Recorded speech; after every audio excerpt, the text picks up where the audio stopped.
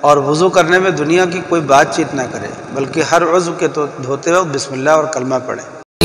اللہ سے ملوا جاتی ہے صحبت اللہ والوں کی، اپنا رنگ دکھا جاتی ہے صحبت اللہ والوں کی۔ بسم اللہ الرحمن الرحیم، نحمدہ ونصلی علی رسولہ الکریم۔ وضو کرنے کا مسنون طریقہ۔ وضو کرنے والے کو چاہیے، مرد ہو یا عورت، کہ وضو کرتے وقت قبلے کی طرف منہ کر کے کسی اونچی جگہ بیٹھیں کہ چھینٹیں اڑ کر اوپر نہ پڑے۔ وضو شروع کرتے وقت بسم اللہ کہیں اور سب سے پہلے 3 دفعہ گٹوں تک ہاتھ دھو لیں، پھر 3 دفعہ کلی کریں اور مسواک کریں۔ اگر مسواک نہ ہو تو کسی موٹے کپڑے یا صرف انگلی سے اپنے دانت صاف کر لیں کہ سب میل کچیل ختم ہو جائے، اور اگر روزے دار نہ ہو تو غرغرہ کر کے اچھی طرح سارے منہ میں پانی پہنچائے، اور اگر روزہ ہو تو غرغرہ نہ کرے کہ شاید کچھ پانی حلق میں چلا جائے۔ پھر 3 بار ناک میں پانی ڈالے اور بائیں ہاتھ سے ناک صاف کرے، یعنی اپنی چھوٹی انگلی ناک میں لے جا کر کے اس کو ملے، اندر سے ملے، پھر اس کے بعد اس کو چھن کے تو 3 مرتبہ ناک میں پانی چڑھانا اور 3 مرتبہ چھینکنا دونوں مسنون ہے۔ لیکن جس کا روزہ ہو وہ جتنی دور تک نرم گوشت ہے اس سے اوپر پانی نہ چڑھائے۔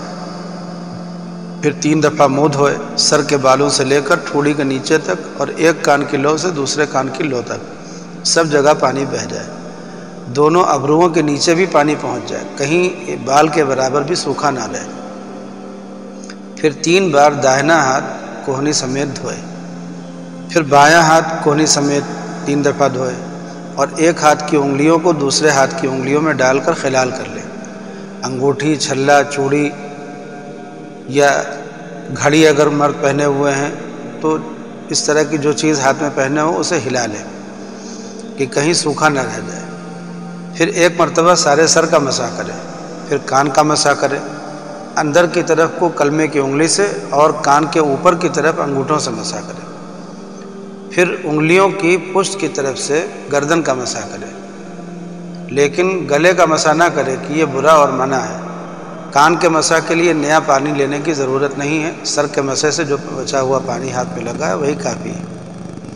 اور 3 بار داہنا پاؤں ٹخنے سمیت دھوئیں، پھر بایاں پاؤں ٹخنے سمیت 3 دفعہ دھوئیں، اور بائیں ہاتھ کی چھنگولیے سے پیروں کی انگلیوں کا خلال کر لیں۔ اس کا بھی طریقہ یہ ہے کہ پیر کی داہنی چھنگولیے سے شروع کریں اور بائیں چھنگولیے پر ختم کر لیں۔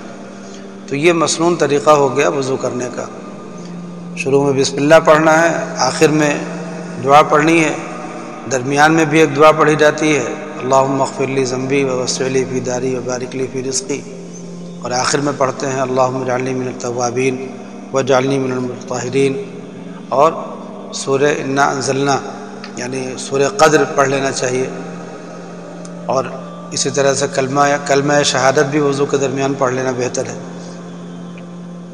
یہ تو وضو کرنے کا طریقہ ہوا۔ اب اس کے بعد یہ بھی ضروری سمجھ لینا چاہیے کہ وضو میں 4 باتیں ایسی ہیں کہ اگر ان میں سے کوئی ایک بات نہیں ہوگی تو وضو نہیں ہوگا۔ وہ 4 چیزیں فرض کہلاتی ہیں۔ ایک مرتبہ پورا منہ دھونا، 1 دفعہ کوہنیوں سمیت دونوں ہاتھ دھونا، 1 دفعہ چوتھائی سر کا مسح کرنا، اور ایک دفعہ ٹخنوں سمیت دونوں پاؤں دھونا۔ اتنی چیزیں فرض ہیں۔ ان میں سے اگر ایک بھی چیز چھوٹ جائے گی یا کوئی جگہ بال برابر بھی سوکھی رہ جائے گی تو وضو نہیں ہوگا۔ اور اس کے علاوہ کچھ چیزیں سنت ہیں، جیسے سب سے پہلے گٹوں تک دونوں ہاتھ دھو لینا، پھر بسم اللہ کہنا، کلی کرنا، مسواک کرنا، ناک میں پانی ڈالنا، ناک چھنکنا، سارے سر کا مسح کرنا، ہر عضو کو 3 مرتبہ دھونا، کانوں کا مسح کرنا، ہاتھ اور پیر کی انگلیوں کا خلال کرنا، یہ سب باتیں سنت ہیں، اور اس کے سوا کچھ اور باتیں ہیں وہ مستحب ہیں۔ اس میں ایک بات کا ایک مسئلہ یہ بھی ذہن میں رکھنا چاہیے کہ ترتیب سے وضو کرنا بھی سنت ہے، یعنی پہلے دایاں ہاتھ دھونا، پھر بایاں ہاتھ دھونا، پہلے چہرہ دھونا، پھر ہاتھ دھونا، پھر مسح کرنا، پھر پیر دھونا۔ اگر کوئی اس کا الٹا کام کر لے تو بھی، یعنی پہلے پیر دھو لے پھر مسح کر لے تو بھی اس کا وضو تو ہو جائے گا، مگر خلاف سنت ہے۔ اسی طرح ہر عضو کو دھونے کے بعد دوسرا عضو جلدی دھو لینا، یہ بھی سنت ہے۔ اگر دیر لگائی یہاں تک کہ پہلا عضو سوکھ گیا، خشک ہو گیا، پانی اس کا سوکھ گیا، پھر دوسرا عضو دھویا تو یہ بھی خلاف سنت ہے۔ اور خلاف سنت کا مطلب یہ ہے کہ اگر کبھی اتفاقاً ہو گیا تو کچھ حرج نہیں، لیکن اگر اس کی عادت ڈالے تو گناہ پڑتا ہے۔ ایسے ہی وقت آنے سے پہلے وضو کا سامان تیار کر لینا اور وضو کر لینا، استنجا وغیرہ سے فارغ ہو لینا، یہ بہتر ہے، بعض بزرگوں کا معمول رہا ہے۔ کچھ باتیں ایسی ہیں جو وضو میں مکروہ ہیں، ان میں سے ایک یہ ہے کہ دوسروں سے وضو کروانا اپنے کو، جیسے خادم سے کہنا کہ تم ہی پانی ڈالو، تم ہی ملو بدن کو ہمارے، تو جب تک مجبوری نہ ہو اپنے ہاتھ سے وضو کرے، کسی اور سے پانی نہ ڈلوائے، یا اگر پانی ڈلوائے تو ملوائے نہیں۔ اور وضو کرنے میں دنیا کی کوئی بات چیت نہ کرے، بلکہ ہر عضو کے تو دھوتے وقت بسم اللہ اور کلمہ پڑھے۔ اور پانی کتنا ہی زیادہ کیوں نہ ہو، یعنی دریا کے کنارے پہ کوئی آدمی ہو یا ٹوٹی لگی ہوئی ہے اور خوب پانی آ رہا ہو، لیکن تب بھی پانی ضرورت سے زیادہ خرچ کرنا مکروہ ہے اور گناہ بھی پڑتا ہے۔ اور نہ پانی میں بہت کمی کرے کہ اچھی طرح دھونے میں دقت ہو، نہ کسی عضو کو 3 مرتبہ سے زیادہ دھوئے اور منہ دھوتے وقت پانی کا چھینٹا زور سے منہ پر نہ مارے، نہ پھنکار مار کر چھینٹے اڑائے، اور اپنے منہ اور آنکھوں کو بہت زور سے نہ بند کرے، کہ یہ سب باتیں مکروہ اور منع ہیں۔ اور اگر آنکھیں بند کر کے اپنا چہرہ دھویا اور کچھ حصہ جو ہے وہاں پانی نہیں پہنچا تو اس سے وضو بھی نہیں ہوگا۔ ایک مسئلہ یہ بھی ذہن میں رکھنا چاہیے کہ جن اعضاء کو دھویا جاتا ہے ان اعضاء میں سے اگر کسی جگہ پر پینٹ لگ گیا ہے جس کی وجہ سے اس پینٹ کے نیچے پانی نہیں پہنچا، یا